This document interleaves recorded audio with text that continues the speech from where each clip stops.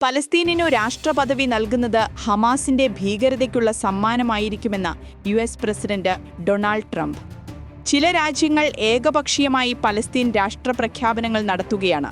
ഗാസയിൽ യുദ്ധം ഉടൻ നിർത്തണം, അതിനായി ഒത്തുതീർപ്പുണ്ടാക്കണം, ബന്ദികളെ ഉടൻ മോചിപ്പിക്കണം, യു.എസ്. പ്രസിഡന്റ് പറഞ്ഞു. UN പൊതുസഭയുടെ 80ാം വാർഷിക ചർച്ചയിൽ സംസാരിക്കുകയായിരുന്നു ട്രംപ്. രാജ്യത്തിന്റെ അതിർത്തികൾ തുറന്നിടുകയെന്ന പരീക്ഷണത്തിന്റെ കാലം കഴിഞ്ഞിരിക്കുന്നു. കുടിയേറ്റമാണ് യൂറോപ്പ് നേരിടുന്ന ഏറ്റവും വലിയ ഭീഷണി. എന്നാൽ ഇത് തടയാനായി യൂറോപ്യൻ രാജ്യങ്ങൾ ഒന്നും ചെയ്യുന്നില്ല. കുടിയേറ്റത്തിന് വളം വയ്ക്കുന്ന പ്രവൃത്തികളാണ് UN-ന്റേതും പാശ്ചാത്യ രാജ്യങ്ങളിലേക്കുള്ള കടന്നുകയറ്റം UN പ്രോത്സാഹിപ്പിക്കുകയാണെന്നും അദ്ദേഹം വിമർശിച്ചു. കാലാവസ്ഥാ വ്യതിയാനം യാഥാർത്ഥ്യമല്ലെന്നും ഇതേപ്പറ്റി UN നടത്തിയ പ്രവചനങ്ങളെല്ലാം തെറ്റാണെന്നും അദ്ദേഹം പറഞ്ഞു. പലസ്തീൻ പ്രശ്നവും യുക്രൈൻ യുദ്ധവും മുഖ്യ വിഷയങ്ങളായി ഫ്രാൻസിന്റെയും സൗദിയുടെയും അധ്യക്ഷതയിൽ നടന്ന ഉച്ചകോടിയിൽ ഡസനിലേറെ രാഷ്ട്ര നേതാക്കളാണ് പലസ്തീനു രാഷ്ട്രപദവി അംഗീകരിച്ച് പ്രഖ്യാപനങ്ങൾ നടത്തിയത്.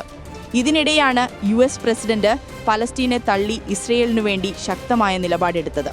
ലോകസമാധാനം തകർക്കപ്പെടുമ്പോൾ നിയമവാഴ്ച ഉയർത്തിപ്പിടിക്കുന്ന ഭാവി തെരഞ്ഞെടുക്കാൻ ലോക നേതാക്കൾ ധൈര്യം കാട്ടണമെന്ന് ഐക്യരാഷ്ട്ര സംഘടനാ മേധാവി ആന്റോണിയോ ഗുട്ടറസ് പറഞ്ഞു.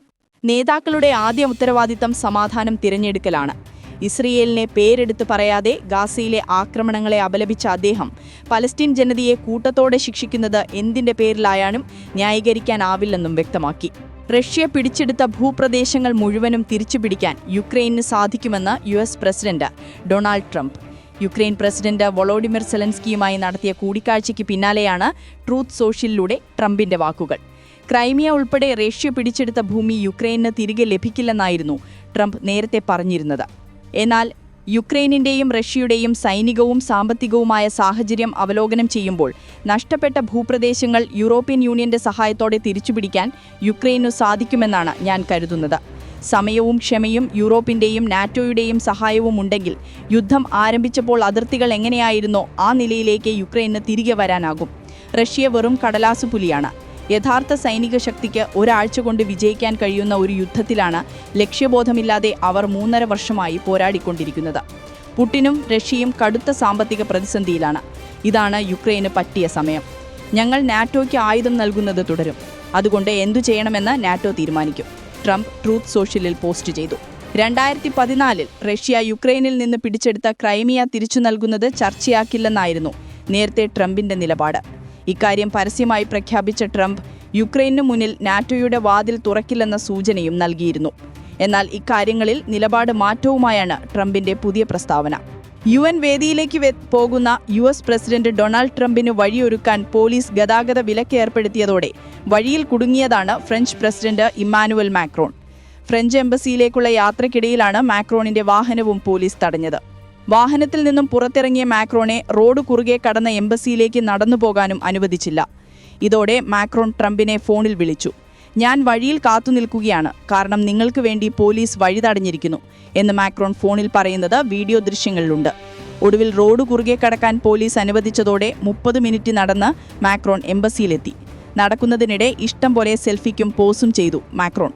US-ലെ തീവ്ര ഇടതുപക്ഷ പ്രസ്ഥാനമായ ആന്റിഫയ്ക്ക് ഭീകര സംഘടനയായി പ്രഖ്യാപിച്ച് president Donald Trump.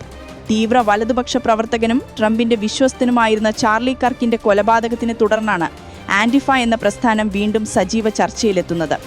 Anti fascist എന്നതിന്റെ ചുരുക്കരൂപമാണ് ആന്റിഫ. ഈ സംഘടനയ്ക്ക് ഔദ്യോഗിക ഭാരവാഹികളോ നേതാക്കളോ ഉള്ളതായി സൂചനകളില്ല. വലതുപക്ഷ മൂല്യങ്ങളും വംശീയതാ വിഷയങ്ങളും ഉയർത്തി ഫാഷിസത്തിനെതിരെ പ്രവർത്തിക്കുന്നവരാണ് കറുത്ത വസ്ത്രം ധരിക്കുന്ന ഈ സംഘം. ആക്രമണങ്ങൾ നടത്തുന്നത് സ്വയം പ്രതിരോധത്തിനാണെന്നാണ് ഇവരുടെ ന്യായീകരണം. ഫാഷിസത്തിനെതിരായ നിലപാടുകളിൽ നിന്ന് ഉദയം കൊണ്ട എന്നാൽ കൃത്യമായ സംഘടനാ രൂപമോ അണികളോ ഇല്ലാത്ത കൂട്ടായ്മ ഒറ്റവാക്കിൽ ആന്റിഫയെ ഇങ്ങനെ വിശേഷിപ്പിക്കാം.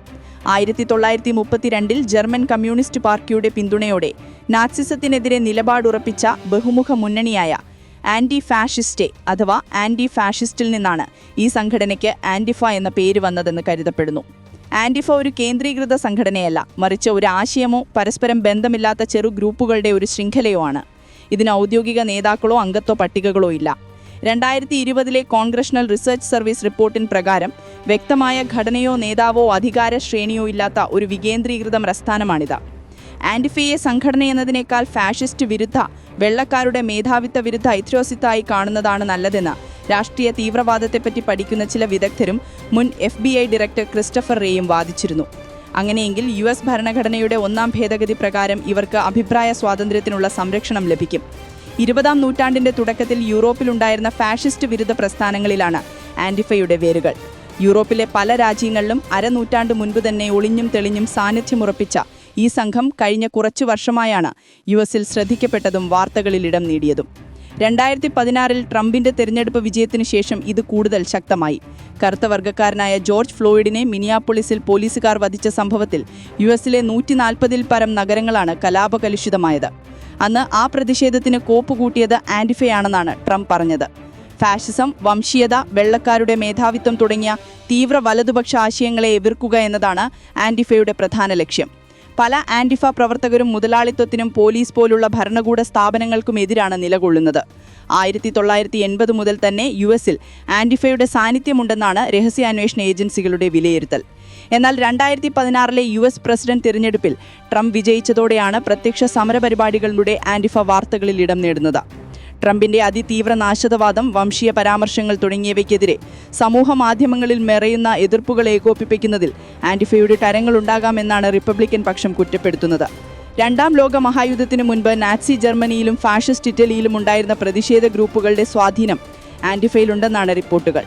1980-കളിൽ വംശീയ വിദ്വേഷികളായ സ്കിൻഹെഡുകൾ, കൂ ക്ലുക്സ് ക്ലാൻ അംഗങ്ങൾ, നിയോ നാസികൾ എന്നിവർക്കെതിരെ അണിനിരന്നവരുടെ പിൻഗാമികളാണിവരെന്നും വിലയിരുത്തപ്പെടുന്നു. ആന്റിഫയുടെ അനുയായികൾ നേരിട്ട നടപടികളിൽ വിശ്വസിക്കുന്നു എന്നാണ് റിപ്പോർട്ടുകൾ. തെരുവ് പ്രതിഷേധങ്ങൾ മുതൽ പോലീസ് കാറുകൾ കത്തിക്കുന്നതും കെട്ടിടം ജനലുകൾ തകർക്കുന്നതും പോലുള്ള അക്രമാസക്ത പ്രതികരണങ്ങൾ വരെ ഇവരിൽ നിന്നുണ്ടാകാം. ആന്റിഫ പ്രവർത്തകർ പലപ്പോഴും കറുത്ത വസ്ത്രം ധരിക്കുകയും മുഖം മറയ്ക്കുകയും ചെയ്യാറുണ്ട്. നേരിട്ടോ എൻക്രിപ്റ്റഡ് മെസ്സേജിംഗ് ആപ്പുകളിലൂടെയോയാണ് ഇവർ പദ്ധതികളും തന്ത്രങ്ങളും പങ്കുവയ്ക്കുന്നത്.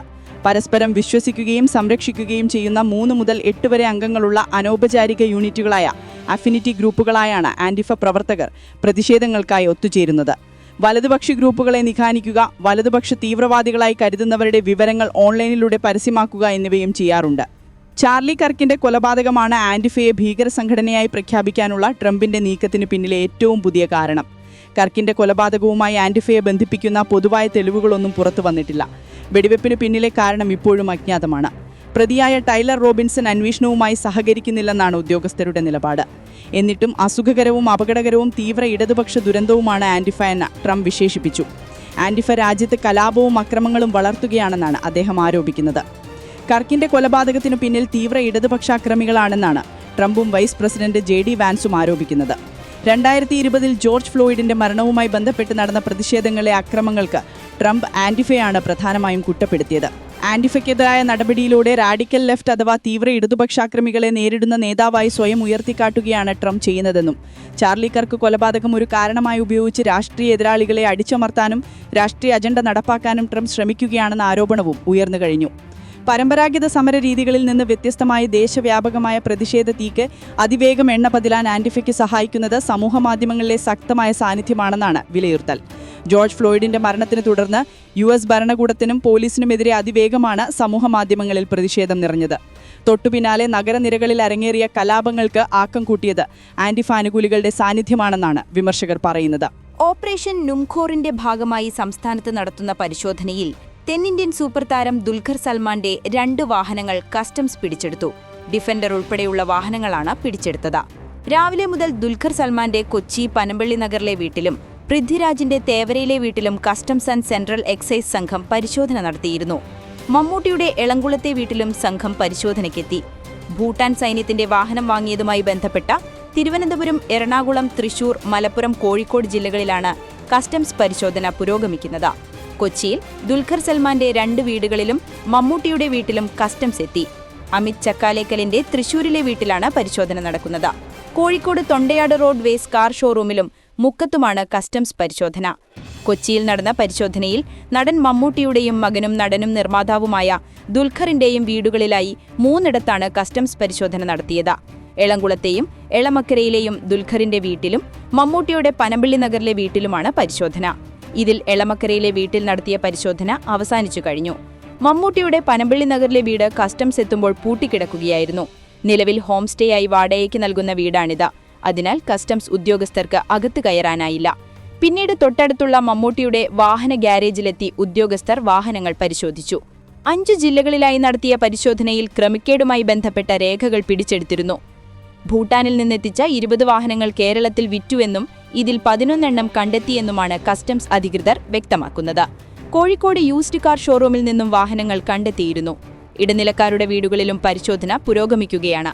ഓപ്പറേഷൻ സംബന്ധിച്ച വിവരങ്ങൾ നൽകുന്നതിനായി കസ്റ്റംസ് കമ്മീഷണർ വൈകുന്നേരം മാധ്യമങ്ങളെ കാണുമെന്നും അറിയിച്ചിട്ടുണ്ട്. മലയാള സിനിമാ താരങ്ങൾക്കുൾപ്പെടെ നിരവധി ആളുകൾ ഭൂട്ടാനിൽ നിന്ന് നികുതി വെട്ടിച്ചെത്തിയ വാഹനങ്ങൾ സ്വന്തമാക്കിയിട്ടുണ്ടെന്ന ഇന്റലിജൻസ് റിപ്പോർട്ടിന്റെ അടിസ്ഥാനത്തിലാണ് കസ്റ്റംസ് അന്വേഷണം ആരംഭിച്ചത്. ഭൂട്ടാൻ സൈന്യം ഉപേക്ഷിച്ചതും വിന്റേജ് കാറ്റഗറിയിൽപ്പെടുന്നതുമായ വാഹനങ്ങൾ നിയമവിരുദ്ധമായി ഇന്ത്യയിൽ എത്തിക്കുന്നുണ്ടെന്ന കണ്ടെത്തലിനെ തുടർന്നാണ് കസ്റ്റംസ് ഇക്കാര്യത്തിൽ അന്വേഷണം ഊർജിതമാക്കി തുടങ്ങുന്നത്. കേരളത്തിലെ ഏതാനും സിനിമാ താരങ്ങളും സാങ്കേതിക പ്രവർത്തകരും വ്യവസായികളും ഇത്തരത്തിൽ നിയമവിരുദ്ധമായി കടത്തിക്കൊണ്ടുവന്നിട്ടുള്ള വാഹനങ്ങൾ വാങ്ങിയിട്ടുണ്ടെന്ന് നേരത്തെ തന്നെ കസ്റ്റംസിന് വിവരം ലഭിച്ചിരുന്നു. ഭൂട്ടാൻ ആർമിയും മറ്റും ഉപേക്ഷിച്ച വാഹനങ്ങളാണ് രാജ്യത്ത് പലയിടങ്ങളിലായി വിറ്റഴിച്ചത്. ഭൂട്ടാൻ പട്ടാളം ഉപേക്ഷിച്ച വാഹനങ്ങൾ രാജ്യത്ത് പലയിടങ്ങളിലായി വിറ്റഴിച്ചുവെന്ന് ലഭിച്ച രഹസ്യ വിവരത്തിന്റെ അടിസ്ഥാനത്തിൽ വിപുലമായ അന്വേഷണമാണ് കസ്റ്റംസ് നടത്തിയത്. ശേഖരിക്കപ്പെട്ട വിവരങ്ങളിൽ നിന്നാണ് ചലച്ചിത്ര താരങ്ങൾ ഉൾപ്പെടെയുള്ള പ്രമുഖർ ഈ വാഹനങ്ങൾ വാങ്ങിയ വിവരം കണ്ടെത്തിയത്. ഭൂട്ടാനിൽ നിന്ന് നികുതിരഹിതമായി വാഹനങ്ങൾ കടത്തിക്കൊണ്ടുവന്ന ഇന്ത്യയിൽ രജിസ്ട്രേഷൻ നടത്തുന്നതിൽ ഗുരുതര വെളിപ്പെടുത്തലുകളുമായി കസ്റ്റംസ്. മലയാള നടന്മാർ ഉൾപ്പെടെയുള്ളവർ വമ്പന്മാർ ഇത്തരത്തിൽ കൊണ്ടുവന്ന വാഹനങ്ങൾ ഉപയോഗിക്കുന്നുണ്ടെന്നും നടന്മാരെ ചോദ്യം ചെയ്യാൻ വിളിപ്പിക്കുമെന്നും കസ്റ്റംസ് കമ്മീഷണർ ടി ജിജു വ്യക്തമാക്കി. ദുൽഖർ സൽമാന്റെ ഇത്തരത്തിലുള്ള 2 വാഹനങ്ങൾ കസ്റ്റംസ് കസ്റ്റഡിയിലെടുത്തു. പൃഥ്വിരാജ് സുകുമാരന്റെ പേരിലും ഇത്തരമൊരു കാറുണ്ടെന്നും എന്നാൽ അത് കണ്ടെത്തിയിട്ടില്ലെന്നും കസ്റ്റംസ് കമ്മീഷണർ വ്യക്തമാക്കി. മറ്റൊരു നടനായ അമിത് ചക്കാലേക്കലിന്റെ വാഹനങ്ങളും കസ്റ്റംസ് പിടിച്ചെടുത്തവയിൽ ഉൾപ്പെടും. അമിത്തിന്റെ പേരിലുള്ള 6 വാഹനങ്ങൾ കസ്റ്റംസ് കണ്ടെത്തിയതായാണ് വിവരം. വിവരങ്ങൾ വെളിപ്പെടുത്തുന്നതിനിടയിലെത്തിയ ടെലിഫോൺ കോളെ തുടർന്ന് കമ്മീഷണർ വാർത്താസമ്മേളനം പാതിവഴിയിൽ അവസാനിപ്പിക്കുകയും ചെയ്തു. ഇന്ത്യൻ സൈന്യത്തിന്റെ പേരിലും അമേരിക്കൻ എംബസി ഉൾപ്പെടെയുള്ളവയുടെ പേരിലും വ്യാജരേഖകൾ ചമച്ചും പരിവാഹൻ വെബ്സൈറ്റിൽ കൃത്രിമം നടത്തിയും ഇത്തരത്തിലെത്തിക്കുന്ന വാഹനങ്ങളുടെ രജിസ്ട്രേഷൻ നടന്നിട്ടുണ്ടെന്നും കമ്മീഷണർ വ്യക്തമാക്കി. 200ഓളം വാഹനങ്ങളാണ് ഇത്തരത്തിൽ കേരളത്തിലെത്തിയിരിക്കുന്നത്. ഇതിൽ 36 എണ്ണം ഇന്ന് സംസ്ഥാനമുടനീളെ 30-ലധികം സ്ഥലങ്ങളിൽ നടന്ന പരിശോധനയിൽ കസ്റ്റംസ് പിടിച്ചെടുത്തു. ശരിയായ മാർഗത്തിലല്ല എത്തിയിരിക്കുന്നതെന്ന് ബോധ്യമായതിന്റെ അടിസ്ഥാനത്തിലാണ് പരിശോധനകളും വാഹനങ്ങളും പിടിച്ചെടുത്തത് എന്നും കമ്മീഷണർ പറഞ്ഞു. സെക്കൻഡ് ഹാൻഡ് വാഹനങ്ങൾ ഇന്ത്യയിലേക്ക് ഇറക്കുമതി ചെയ്യാൻ നിയമമില്ല. വിദേശത്ത് 3 വർഷമെങ്കിലും ഉപയോഗിച്ച സ്വന്തം വാഹനം മാത്രമേ നികുതി അടച്ച് കൊണ്ടുവരാൻ സാധിക്കൂ. എന്നാൽ പിടിച്ചെടുത്ത വാഹനങ്ങൾ ഭൂട്ടാനിൽ നിന്ന് സെക്കൻഡ് ഹാൻഡായി കൊണ്ടുവന്നതാണ്. അത് നിയമവിരുദ്ധമാണ്. അതുകൊണ്ടുതന്നെ പിഴയടച്ച കേസ് അവസാനിപ്പിക്കാൻ സാധിക്കില്ലെന്നും കമ്മീഷണർ പറഞ്ഞു. വാഹനങ്ങൾ പിടിച്ചെടുത്ത നടന്മാർ വാഹനങ്ങളുടെ രേഖകളുമായി നേരിട്ട് ഹാജരാകാൻ സമൻസ് നൽകും. വാഹനങ്ങൾ ഇറക്കുമതി ചെയ്തിരിക്കുന്നതിനു പിന്നിൽ ഇത്തരത്തിൽ കൃത്രിമങ്ങൾ നടന്നിട്ടുള്ളത് നടന്മാരുടെ അറിവോടെയാണോ എന്ന് പരിശോധിക്കും. ഇതിന്റെ അടിസ്ഥാനത്തിലാവും മുന്നോട്ടുള്ള നിയമ നടപടികൾ. വാഹനങ്ങൾ ഇത്തരത്തിൽ അതിർത്തി കടത്തിക്കൊണ്ടുവരുന്നതിൽ കള്ളപ്പണം വെളുപ്പിക്കാൻ ഉൾപ്പെടെയുണ്ടോ എന്ന കാര്യവും പരിശോധിക്കുന്നു. ഇതിന്റെ അടിസ്ഥാനത്തിൽ മറ്റു അന്വേഷണ ഏജൻസികൾക്ക് കേസ് കൈമാറണമെങ്കിൽ അത് ചെയ്യുമെന്നും കമ്മീഷണർ പറഞ്ഞു. അഫ്ഗാനിസ്ഥാനിലെ ബഗ്രാം വിമാനത്താവളം തിരിച്ചുപിടിക്കുമെന്ന US പ്രസിഡന്റ് ഡൊണാൾഡ് ട്രംപിന്റെ പരാമർശത്തിന് പിന്നാലെ മുന്നറിയിപ്പുമായി താലിബാൻ. വിമാനത്താവളം തിരിച്ചുപിടിക്കാൻ US ശ്രമിച്ചാൽ മറ്റൊരു യുദ്ധത്തിന് തയ്യാറെടുക്കുമെന്നാണ് താലിബാന്റെ മുന്നറിയിപ്പ്. താലിബാൻ വഴങ്ങിയില്ലെങ്കിൽ മോശം കാര്യങ്ങൾ സംഭവിക്കുമെന്ന് ട്രംപ് നേരത്തെ പറഞ്ഞിരുന്നു. അതേസമയം യുദ്ധത്തിന് US-നെ സഹായിച്ചാൽ കടുത്ത തിരിച്ചടിയാകും പാകിസ്ഥാന് നൽകുക എന്നും താലിബാൻ ഭീഷണി മുഴക്കി. സാധന സാമഗ്രികൾ നൽകിയോ നയതന്ത്രപരമായോ സൈനികപരമായോ ഏതെങ്കിലും തരത്തിൽ US-നെ പാകിസ്ഥാൻ സഹായിച്ചാൽ അഫ്ഗാനിസ്ഥാൻ പാകിസ്ഥാനെ ശത്രുരാജ്യമായി കണക്കാക്കുമെന്നും താലിബാൻ നേതൃത്വം പ്രഖ്യാപിച്ചിട്ടുണ്ട്. തന്ത്രപരമായ ബഗ്രാം വ്യോമതാവളം തിരിച്ചുപിടിക്കാൻ US ശ്രമിച്ചാൽ യുദ്ധം ചെയ്യുമെന്ന് പരസ്യമായി ഭീഷണിപ്പെടുത്തിക്കൊണ്ട് അഫ്ഗാൻ താലിബാൻ മേഖലയിൽ സംഘർഷം വർദ്ധിപ്പിച്ചിട്ടുണ്ട്. കാന്തഹാരിൽ നടന്ന ഉന്നതതല നേതൃത്വ യോഗത്തിൽ വാഷിംഗ്ടണുമായുള്ള ഏതെങ്കിലും തരത്തിലുള്ള സഹകരണം ഇസ്ലാമാബാദിനെ താലിബാനുമായി നേരിട്ടുള്ള ഏറ്റുമുട്ടലിലേക്ക് നയിക്കുമെന്ന് പറഞ്ഞുകൊണ്ട് ഗ്രൂപ്പ് പാകിസ്ഥാന് കർശന മുന്നറിയിപ്പ് നൽകിയിരുന്നു. അഫ്ഗാനിസ്ഥാനിലെ താലിബാന്റെ പരമോന്നത നേതാവ് ഹിബത്തുള്ള അഖുൻസാദ വിളിച്ചുകൂട്ടിയ യോഗത്തിലാണ് സുപ്രധാന തീരുമാനം. യോഗത്തിൽ ക്യാബിനറ്റ് മന്ത്രിമാരും ഇന്റലിജൻസ് മേധാവികളും സൈനിക കമാൻഡർമാരും കൗൺസിൽ ഓഫ് ഉലാമയും പങ്കെടുത്തു. ഡൊണാൾഡ് ട്രംപിന്റെ സമീപകാല പരാമർശങ്ങളും യോഗത്തിൽ ചർച്ചയായി. H-1B വിസയ്ക്ക് $1 ലക്ഷം ഏർപ്പെടുത്തിയ US പ്രസിഡന്റ് ഡൊണാൾഡ് ട്രംപിനെ പ്രശംസിച്ച് OTT പ്ലാറ്റ്ഫോമായ നെറ്റ്ഫ്ലിക്സിന്റെ സഹസ്ഥാപകൻ റീഡ് ഹേസ്റ്റിംഗ്സ്. വിവാദപരമായ പദ്ധതിയെ മികച്ച പരിഹാരമെന്നാണ് ഹേസ്റ്റിംഗ്സ് വിശേഷിപ്പിച്ചത്. 30 വർഷമായി H-1B നയവിഷയത്തിൽ പ്രവർത്തിച്ചു വരുന്നയാളാണെന്നും വിസയ്ക്ക് പ്രതിവർഷം $1 ലക്ഷം നികുതി എന്നത് മികച്ച പരിഹാരമാണെന്നും അതായത് ഉയർന്ന മൂല്യമുള്ള ജോലികൾക്കായി മാത്രമേ H-1B വിസകൾ മാറ്റിവെക്കപ്പെടുകയുള്ളൂ എന്നും അദ്ദേഹം കുറിച്ചു. നികുതി വർധനവിനോടുള്ള ഹേസ്റ്റിംഗ്സിന്റെ അനുകൂല നിലപാട് നിരീക്ഷകളെ ഉൾപ്പെടെ ഞെട്ടിച്ചിരുന്നു. ട്രംപിന്റെ നടപടികളെ എതിർത്തിരുന്നയാളായിരുന്നു ഹേസ്റ്റിംഗ്സ്. അമേരിക്കയുടെ മഹത്തായ പലതിനെയും ട്രംപ് നശിപ്പിക്കുമെന്നോ അദ്ദേഹം നേരത്തെ പറഞ്ഞിരുന്നു. ഓരോ വർഷവും 85,000 പുതിയ H-1B വിസകൾ US അനുവദിക്കുന്നുണ്ട്. സമീപ വർഷങ്ങളിൽ ഈ സംവിധാനത്തിന് അപേക്ഷിക്കുന്നവരുടെ എണ്ണം വളരെയധികം കൂടിയിട്ടുണ്ട്. ആർക്കാണ് വിസ ലഭിക്കേണ്ടത് എന്ന് തീരുമാനിക്കാൻ US ഒരു ലോട്ടറി സംവിധാനമാണ് ഉപയോഗിക്കുന്നത്. ഇതുമൂലം ചിലപ്പോൾ ഉയർന്ന വൈദഗ്ധ്യമുള്ള അപേക്ഷകർക്ക് പോലും വിസ നിഷേധിക്കപ്പെടുന്നുവെന്ന ആക്ഷേപം ഉയർന്നുവരുന്നു. H-1B വിസകളുടെ ചെലവ് വർദ്ധിപ്പിക്കുന്നതിലൂടെ അമേരിക്കൻ തൊഴിലാളികളെ കൂടുതൽ നിയമിക്കാനും നാടിന് പുറത്തേക്കുള്ള ഔട്ട്സോഴ്സിംഗ് കുറയ്ക്കാനും കമ്പനികളെ പ്രോത്സാഹിപ്പിക്കുകയാണ് USന്റെ ലക്ഷ്യം. ഉയർന്ന വൈദഗ്ധ്യമുള്ള വിദേശ തൊഴിലാളികളെ മാത്രമേ ഇനി കമ്പനികൾ കൊണ്ടുവരാൻ ശ്രമിക്കൂ. അമേരിക്കൻ ജോലികൾ സംരക്ഷിക്കുക എന്നതാണ് ഈ ഫീസ് വർധനവിന് പിന്നിലുള്ള ലക്ഷ്യം. ഇന്ത്യ-പാകിസ്ഥാൻ യുദ്ധങ്ങൾ ഉൾപ്പെടെ 7 യുദ്ധങ്ങൾ അവസാനിപ്പിച്ചുവെന്ന അവകാശവാദം ആവർത്തിച്ച് US പ്രസിഡന്റ് ഡൊണാൾഡ് ട്രംപ്. ഐക്യരാഷ്ട്ര സംഘടനയുടെ 80ാമത് പൊതുസഭയിൽ നടത്തിയ പ്രസംഗത്തിലാണ് ട്രംപ് തന്റെ അവകാശവാദം ആവർത്തിച്ചത്. മറ്റൊരു ലോക നേതാവോ രാഷ്ട്രതലവനും ഇത്രയും വലിയ പ്രവൃത്തി അടുത്ത കാലത്തൊന്നും ചെയ്തിട്ടില്ലെന്നും 7 മാസത്തിനിടെ 7 യുദ്ധങ്ങൾ അവസാനിപ്പിച്ച തന്നോട് ഐക്യരാഷ്ട്ര സംഘടന ഒരു നന്ദി പോലും പറഞ്ഞില്ലെന്നും ട്രംപ് വിമർശിച്ചു. ഇസ്രയേലും ഇറാനും ഇന്ത്യയും പാകിസ്ഥാനും റുവാണ്ടയും ഡെമോക്രാറ്റിക് റിപ്പബ്ലിക് ഓഫ് കോങ്കോയും തായ്ലൻഡും കംബോഡിയയും അർമീനിയയും അസർബൈജാനും ഈജിപ്തും എത്യോപ്യയും സെർബിയയും കൊസോവോയും ഇത്രയും രാജ്യങ്ങൾ തമ്മിലുള്ള യുദ്ധം ഞാൻ അവസാനിപ്പിച്ചു. മറ്റൊരു ലോക നേതാവും ഇത്രയുമൊന്നും അടുത്ത കാലത്ത് ചെയ്തിട്ടില്ല. ഒരു നന്ദി പോലും ഐക്യരാഷ്ട്ര സംഘടന പറഞ്ഞില്ല. ഒന്ന് സഹായിക്കാൻ പോലും ശ്രമിച്ചില്ല, ട്രംപ് ആരോപിച്ചു. റഷ്യ യുക്രൈനിൽ നടത്തുന്ന യുദ്ധത്തിന് ധനസഹായം നൽകുന്നതിൽ പ്രധാനികൾ ചൈനയും ഇന്ത്യയുമാണ്. ആ സമയത്ത് ഞാനായിരുന്നു പ്രസിഡന്റെങ്കിൽ യുക്രൈൻ യുദ്ധം ആരംഭിക്കില്ലായിരുന്നു. റഷ്യൻ എണ്ണ വാങ്ങുന്നത് തുടരുന്നതിലൂടെ ചൈനയും ഇന്ത്യയും ഇപ്പോഴും യുദ്ധത്തിന് ധനസഹായം നൽകുകയാണ്, ട്രംപ് പറഞ്ഞു.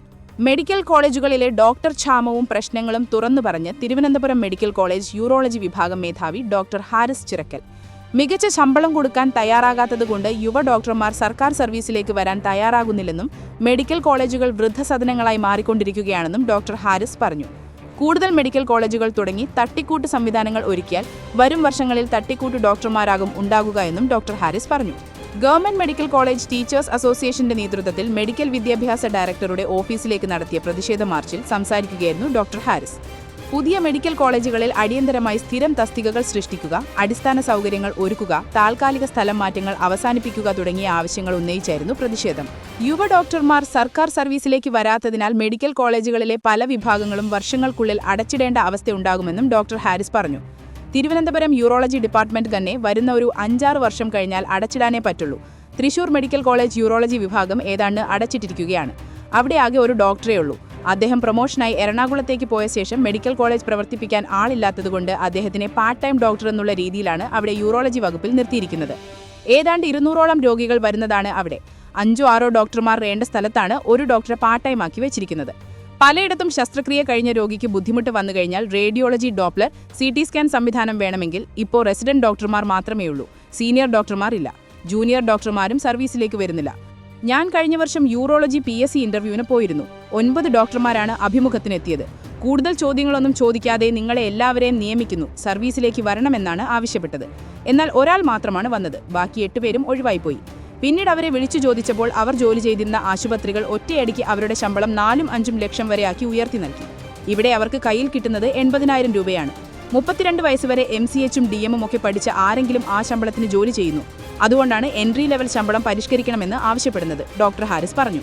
പുതിയ മെഡിക്കൽ കോളേജുകൾ തുടങ്ങുന്നത് നല്ല കാര്യമാണെങ്കിലും കൃത്യമായി ഡോക്ടർമാരെയും ജീവനക്കാരെയും നിയമിച്ചില്ലെങ്കിൽ ഗുണത്തേക്കാളേറെ ദോഷം ചെയ്യുമെന്നും ഡോക്ടർ ഹാരിസ് പറഞ്ഞു. ആരോഗ്യ ചികിത്സാ സംവിധാനം മെച്ചപ്പെടുത്താൻ മെഡിക്കൽ കോളേജുകളല്ല വേണ്ടത്. അതിന് ജില്ലാ ആശുപത്രികളും താലൂക്ക് ആശുപത്രികളും പ്രാഥമിക ചികിത്സാ കേന്ദ്രങ്ങളും ട്രോമാ കെയർ സെന്ററുകളും ശക്തിപ്പെടുത്തുകയാണ് ചെയ്യേണ്ടത്. മെഡിക്കൽ കോളേജുകൾ തുടങ്ങുമ്പോൾ കോടിക്കണക്കിന് രൂപ മുടക്കുന്നു. എങ്കിലും രോഗികൾക്ക് ആവശ്യമായിട്ടുള്ള ചികിത്സ ലഭിക്കണമെങ്കിൽ കുറേനാൾ കാത്തിരിക്കേണ്ടി വരും. കോണി മെഡിക്കൽ കോളേജിനെ ഒരുപാട് പണം ചിലവായിട്ടുണ്ട്. അവിടെ ആദ്യ പ്രസവം നടന്നു എന്ന് കഴിഞ്ഞ ദിവസം വാർത്ത കണ്ടു. ഇത്രയും നാളായിട്ടും അവിടെ പ്രസവം നടന്നിരുന്നില്ല എന്നാണോ പറയുന്നത്? മെഡിക്കൽ കോളേജുകൾ തുടങ്ങുമ്പോൾ മുൻകൂട്ടി നിയമനം നടത്താൻ തയ്യാറാകേണ്ടതുണ്ട്. ഇപ്പോൾ മറ്റു മെഡിക്കൽ കോളേജുകളിൽ നിന്നും ഡോക്ടർമാരെ പുനർവിന്യസിക്കുകയാണ് ചെയ്യുന്നത്. ഒരു സുപ്രഭാതത്തിൽ വിളിച്ച് കാസർകോട്ടേക്കോ കണ്ണൂരേക്കോ പോകാൻ പറയും. നിവൃത്തികോടുകൊണ്ട് പലരും പോകും. ജോലിയുടെ ഗുണനിലവാരമാണ് നഷ്ടപ്പെടുന്നത്. ചില മെഡിക്കൽ കോളേജുകളിൽ പഠിപ്പിക്കാൻ ആളില്ലെന്നാണ് കുട്ടികൾ പറയുന്നത്. അവർ യൂട്യൂബൊക്കെ നോക്കി പഠിച്ചെടുക്കുകയാണ്. ഇന്ന് നമ്മൾ തട്ടിക്കൂട്ട് സംവിധാനങ്ങളാണ് ഉണ്ടാകുന്നതെങ്കിൽ ഭാവിയിൽ ഇവിടെ തട്ടിക്കൂട്ട് ഡോക്ടർമാരായിരിക്കും കൂടുതലുണ്ടാവുക. തട്ടിക്കൂട്ടി ചികിത്സയായിരിക്കും ജനങ്ങൾക്ക് ലഭിക്കുന്നത്. മെഡിക്കൽ വിദ്യാഭ്യാസത്തിന്റെ നിലവാരം ഇപ്പോൾ തന്നെ തീരെ കുറഞ്ഞു തുടങ്ങി. പഠിച്ചു വരുന്ന പലർക്കും സ്റ്റിച്ചിടാനോ രക്തസാമ്പിൾ എടുക്കാനോ അറിയില്ല. സീനിയർ ഡോക്ടർമാർ പറഞ്ഞു പഠിപ്പിക്കുകയാണ്. മുൻപ് കേരളത്തിൽ നിന്നുള്ള ഡോക്ടർമാർക്ക് വിദേശത്ത് അവിടുത്തെ യോഗ്യതാ പരീക്ഷ എഴുതേണ്ടിയിരുന്നില്ല. ഇപ്പോൾ നില മാറി. ഈ മേഖലയിൽ വർഷങ്ങളായി പ്രവർത്തിക്കുന്നവർ നിർദ്ദേശിക്കുന്ന കാര്യങ്ങൾ അധികാരികൾ ചെവിക്കൊള്ളാൻ തയ്യാറായാൽ തന്നെ ഒരു പരിധിവരെ പ്രതിസന്ധികൾക്ക് പരിഹാരമാകും. സൈബർ ആക്രമണം നേരിട്ട CPM നേതാവ് KJ ഷൈനിന് പിന്തുണയുമായി നടി റിനി ആൻഡ് ജോർജ്. സ്ത്രീകളെ അജിഭാഷിച്ചും അപമാനിച്ചും അരങ്ങത്ത് നിന്ന് അടുക്കളയിലേക്ക് ആട്ടിപ്പായിക്കുമെന്ന് കരുതേണ്ടതില്ലെന്നും ഉമ്മാക്കി കാണിച്ച് വിരട്ടാമെന്ന് കരുതേണ്ടതില്ലെന്നും റിനി ആൻഡ് ജോർജ് ഇൻസ്റ്റാഗ്രാമിൽ കുറിച്ചു. KJ ഷൈനിന് ഒപ്പമുള്ള ചിത്രവും റിനി ഇൻസ്റ്റാഗ്രാമിൽ പങ്കുവച്ചു. ജീവനൊടുക്കിയ BJP കൗൺസിലർ തിരുമല അനിൽ പ്രസിഡന്റായിരുന്ന ജില്ലാ ഫാംഡൂർ സഹകരണ സംഘത്തിൽ സാമ്പത്തിക ക്രമക്കേടുകൾ നടന്നിരുന്നുവെന്ന് സഹകരണ വകുപ്പ് തിരുവനന്തപുരം അസിസ്റ്റന്റ് രജിസ്ട്രാറുടെ റിപ്പോർട്ട്. ചട്ടവിരുദ്ധമായി നിക്ഷേപകർക്ക് പലിശ നൽകിയ ഇനത്തിൽ സംഘത്തിന് 14 ലക്ഷത്തിലധികം രൂപ നഷ്ടമുണ്ടായെന്ന് റിപ്പോർട്ടിൽ പറഞ്ഞു. ക്രമക്കേടുകൾ സംബന്ധിച്ച് യൂണിറ്റ് ഇൻസ്പെക്ടർമാർ നടത്തിയ പരിശോധനയ്ക്ക് ശേഷമാണ് അസിസ്റ്റന്റ് രജിസ്ട്രാർ അന്വേഷണം നടത്തിയത്. പലിശ ഇനത്തിൽ വന്ന നഷ്ടം സംഘം സെക്രട്ടറിയിൽ നിന്ന് 18% പലിശ സഹിതം ഈടാക്കണമെന്ന് റിപ്പോർട്ടിൽ പറഞ്ഞിരുന്നു. തസ്തികാനുവാദമില്ലാതെ കളക്ഷൻ ഏജന്റുമാരെ നിയമിച്ച് കമ്മീഷൻ നൽകിയ ഇനത്തിലും താൽക്കാലിക ജീവനക്കാർക്ക് ശമ്പളം നൽകിയ ഇനത്തിലും 1 കോടിയിലധികം രൂപ നഷ്ടമുണ്ടായി. സഹകരണ നിയമത്തിന് വിരുദ്ധമായി C ക്ലാസ് അംഗങ്ങൾക്ക് വായ്പ നൽകിയത് വഴി 2.5 കോടിയിലേറെ രൂപ കുടിശ്ശികയായെന്നും ഇത് പിരിച്ചെടുക്കാൻ കഴിയുന്നില്ലെന്നും കണ്ടെത്തിയിരുന്നു. സംഘം നടത്തിവരുന്ന പ്രതിമാസ നിക്ഷേപ പദ്ധതികളിൽ 4 കോടിയോളം രൂപ കുടിശ്ശികയുണ്ടെന്നും റിപ്പോർട്ടിൽ വ്യക്തമാക്കിയിരുന്നു. 2022 സെപ്റ്റംബറിൽ ഹിമാചലിലെ ഒരു വാഹന ഏജന്റ് ഡൽഹി മായപുരിയിലുള്ള ഒരു കാർ വിൽപ്പനക്കാരന് ടൊയോട്ട പ്രാഡോ കാർ വിറ്റതിന്റെ രേഖ കണ്ട് കസ്റ്റംസ് ഉദ്യോഗസ്ഥരുടെ കണ്ണുതള്ളി. വെറും 1 ലക്ഷം രൂപ. ഇത്ര വില കുറച്ച് കിട്ടുന്ന ഈ വാഹനങ്ങൾ എവിടേക്ക് പോകുന്നു? ആ അന്വേഷണം അധികൃതരെ എത്തിച്ചത് കേരളം ഉൾപ്പെടെയുള്ള സംസ്ഥാനങ്ങളിലാണ്. ഹിമാചലിലെ ഏജന്റുമാരിൽ നിന്ന് പല കൈമറിഞ്ഞ് 40 ലക്ഷം മുതൽ 60 ലക്ഷം രൂപ വരേക്കാണ് അവ കേരളത്തിലെത്തിച്ച് വിൽപ്പനയ്ക്കായത്. ഇന്ന് രാവിലെ മുതൽ 5 ജില്ലകളിലായി കസ്റ്റംസും കേന്ദ്ര ഇന്റലിജൻസ് ഉദ്യോഗസ്ഥരും നടത്തുന്ന ഓപ്പറേഷൻ നുംഖോർ സിനിമാ താരങ്ങളെയും യൂസ്ഡ് കാർ വിൽക്കുന്ന ഒട്ടേറെ ഷോറൂമുകളെയും കേന്ദ്രീകരിച്ചുകൂടിയാണ്. നുംഖോർ എന്ന വാക്കിന് ഭൂട്ടാനീസ് ഭാഷയിൽ വാഹനമെന്നാണ് അർത്ഥം. നികുതി വെട്ടിച്ച് ഭൂട്ടാനിൽ നിന്നെത്തിച്ച വാഹനങ്ങൾ ആഡംബര യൂസ്ഡ് കാർ വിൽപ്പന കേന്ദ്രങ്ങളിലൂടെ പ്രമുഖരിലേക്ക് എത്തുന്ന വിവരം കസ്റ്റംസിന് കിട്ടിയിരുന്നു. 200 വാഹനങ്ങൾ ഇങ്ങനെ ഹിമാചൽ പ്രദേശിലും അവിടെ നിന്ന് വിവിധ സംസ്ഥാനങ്ങളിലും എത്തിച്ചതിന്റെ രേഖകൾ കസ്റ്റംസിന്റെ പക്കലുണ്ട്. ഇതിൽ 20ഓളം വാഹനങ്ങൾ എത്തിയത് കേരളത്തിലാണ്. അവ വാങ്ങിയവരുടെ പട്ടികയും കസ്റ്റംസ് തയ്യാറാക്കിയിരുന്നുവെന്നാണ് വിവരം. അതനുസരിച്ച് കോട്ടയത്തും കൊച്ചിയിലും കോഴിക്കോടും കൊല്ലത്തുമൊക്കെ ഈ വാഹനങ്ങൾ ഓടുന്നുണ്ട്. തിരുവനന്തപുരം പേരൂർക്കട കൊല്ലം സ്വദേശികൾ വാങ്ങിയത് പ്രാഡോ, കൊച്ചി പള്ളുരുത്തി സ്വദേശിയുടേത് നിസാൻ പട്രോൾ, കോട്ടയം കുമാരനല്ലൂർ നീണ്ടൂർ സ്വദേശികളും അങ്കമാലി കടവന്ത്ര കലൂർ സ്വദേശികളും വാങ്ങിയത് ടൊയോട്ട ലാൻഡ് ക്രൂസർ. ഇത്തരത്തിൽ വിപണിയിൽ 1 കോടി രൂപ വരെ വിലയുള്ള ഒട്ടേറെ കാറുകളാണ് പലരും പകുതി വിലയ്ക്ക് സ്വന്തമാക്കിയത്. സിനിമാ താരങ്ങളായ പൃഥ്വിരാജ് സുകുമാരൻ, ദുൽഖർ സൽമാൻ തുടങ്ങിയവർ ഇത്തരം വാഹനങ്ങൾ ഉപയോഗിക്കുന്ന കാര്യം കസ്റ്റംസ് അധികൃതർ നേരത്തെ കണ്ടെത്തിയിരുന്നു. ഇവർക്ക് വാഹനം വിറ്റ ഏജന്റുമാരടക്കമുള്ളവരുടെ വിവരങ്ങളും ലഭിച്ചിരുന്നു. ഭൂട്ടാനിലെ സൈന്യം ഉപയോഗിച്ച് ഉപേക്ഷിച്ചത് എന്ന പേരിലാണ് പല കാറുകളും ഹിമാചലിൽ രജിസ്റ്റർ ചെയ്യപ്പെടുന്നതും പിന്നീട് രാജ്യമൊട്ടാകെ ആവശ്യക്കാർക്ക് എത്തിക്കുന്നതും. ഇത്തരം വാഹനങ്ങൾ എവിടെ നിന്ന് എങ്ങനെ കൊണ്ടുവരുന്നു എന്ന കാര്യം വാങ്ങുന്ന ആളുകൾ പലപ്പോഴും അറിയാറില്ല. ഇത്തരത്തിൽ നികുതി അടയ്ക്കാതെ എത്തിച്ച കാറുകൾ പിടിച്ചെടുക്കുമെന്നും കസ്റ്റംസ് അധികൃതർ വ്യക്തമാക്കിയിട്ടുണ്ട്. ഇതിന്റെ ഉടമകൾ നികുതിയും പിഴയും അടയ്ക്കേണ്ടി വരും.